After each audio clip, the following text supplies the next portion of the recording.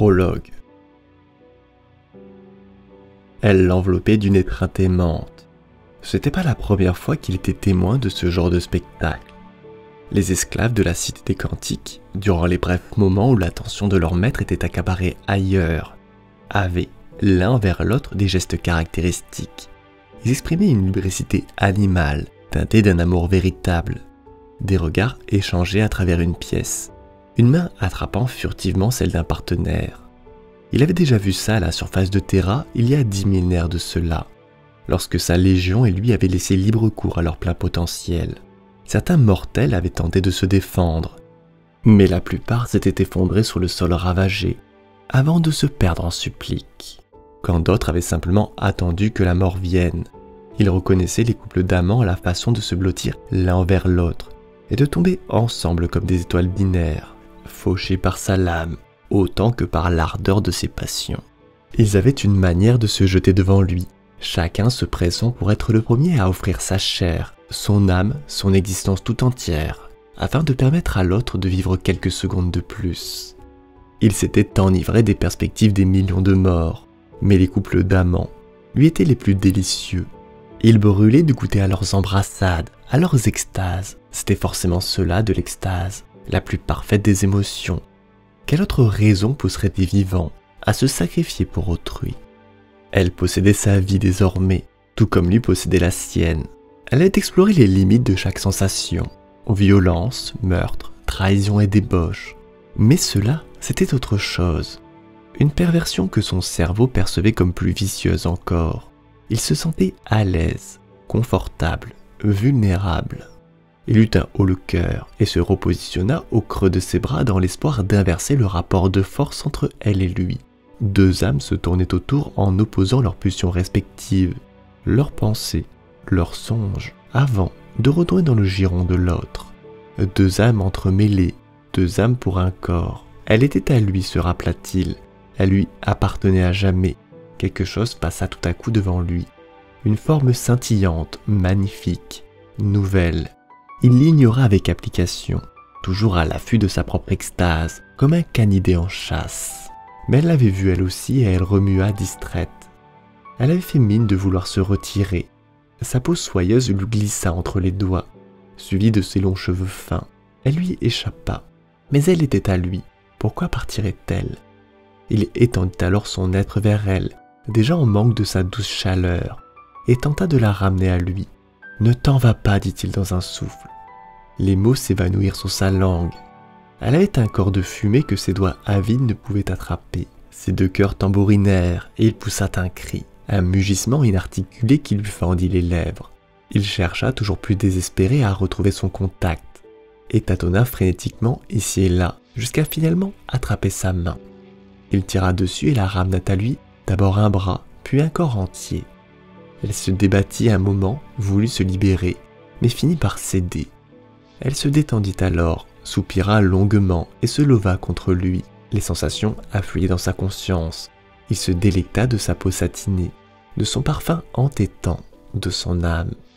Elle glissa sur lui de mains baladeuses et les laissa parcourir son ventre. Des doigts fins tracèrent un chemin sur sa peau huilée, contournèrent ses balafres et les portes d'entrée de son armure, et arrivèrent sur son torse nu. Elle effleura la solide plaque osseuse de son thorax sur laquelle palpitaient d'épais muscles noueux. Ses mains remontèrent encore, cette fois jusqu'à sa gorge. Elle serra de toutes ses forces et le plaisir se mua en souffrance. Xantine revint à la réalité dans un gargouillis étranglé. Il sentit les mains sur son cou, la peau douce, la poigne solide comme de la céramite. Des ongles lui traversèrent la peau, un filet de sang chaud ruisselait derrière le gorguerin de son armure, Mach 4. Il se refroidit au contact de son plastron et s'en alla tâcher le col de sa combinaison. Il porta les mains à sa gorge. Sa vision s'obscurcit. Il voulut repousser les doigts de l'assaillante, mais ne les trouva pas. Il n'y avait rien. Xantine déglutit avec force et l'air retrouva le chemin de sa trachée puis de ses poumons. Il prit une première respiration, peu profonde, et sentit sa poitrine se gonfler et retomber sous sa cuirasse, à un rythme effréné. Ses deux cœurs battaient une chamade syncopée. Il ralentit volontairement son métabolisme, Son endoctrinement remontait à plusieurs millénaires, mais il se rappelait encore comment user de son corps comme d'un instrument à sa disposition. Il aspira une longue et profonde bouffée. L'air sous sa langue avait une saveur riche et sucrée, comme un fruit trop mûr, oublié au soleil, un goût de chez lui. Ses pupilles allongées se contractèrent doucement afin de s'ajuster à la réalité.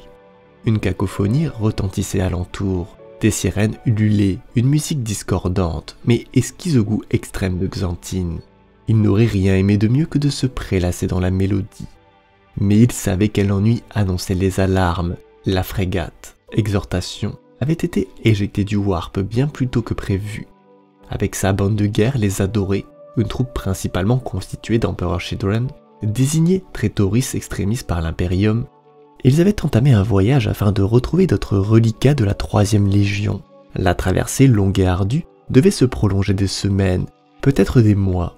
Une montée d'adrénaline à l'effet décuplé par les soins des apothicaires Empereur Children il y a des millénaires se diffusa dans ses veines et lui aiguisa les sens.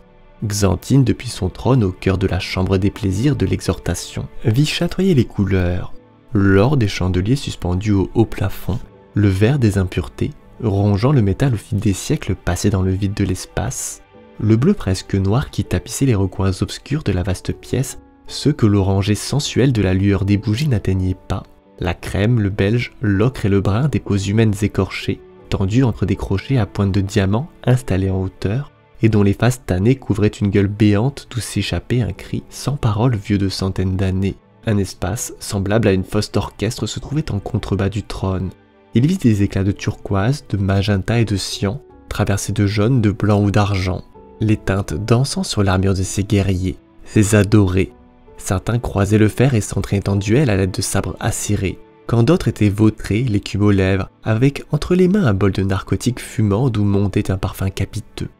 Il vit alors du rouge, tant de rouge, des rouges de toutes nuances, carmin, vermillon, rubis, lit de vin, éclaboussés sur les cogitators et les fresques des murs, incrustés dans les tapisseries qui se balançaient au-dessus de lui au gré des mélodies discordantes de l'air, des rouges maculant les gigantesques îlots rideaux à la fenêtre donnant sur le cosmos.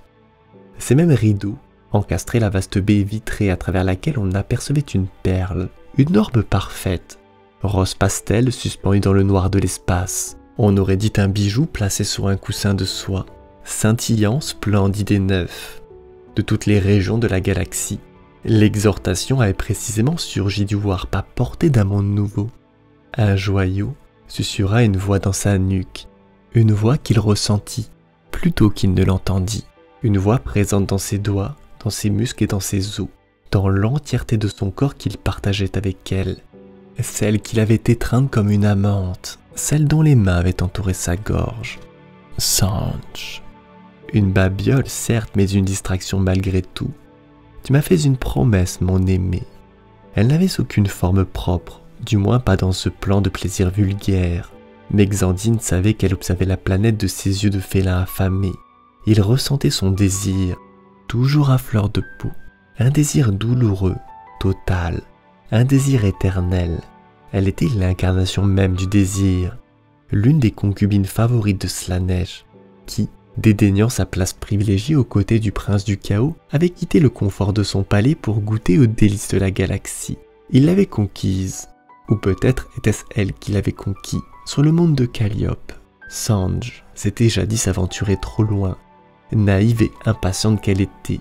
Elle avait été capturée par des Eldari. Ses ravisseurs l'avaient privée de toute sensation, de toute satisfaction, et elle était demeurée ainsi durant des millénaires, jusqu'à ce que Xanthine ne la délivre enfin. Il avait accepté de partager avec elle son enveloppe charnelle, en échange de son pouvoir, et ils étaient inséparables depuis. Les milliers d'années en captivité l'avaient affaibli, mais sa puissance était toujours enivrante.